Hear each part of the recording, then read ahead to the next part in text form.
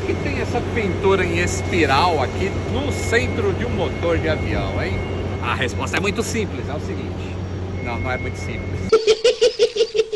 Quando isso aqui está pintado em forma espiral, gera um efeito de rotação que você sabe só olhando se o motor está funcionando ou não, sem precisar ficar ouvindo barulho, porque engana muito. Lembra que você está com protetor auricular e tudo mais. Isso aqui ajuda você a saber se o motor está funcionando ou não. Ah, mas eu ouvi falar que isso aqui o pássaro quando vê desvia. É mito, não é nada disso. Isso é só para o ser humano saber se o motor está virando ou não.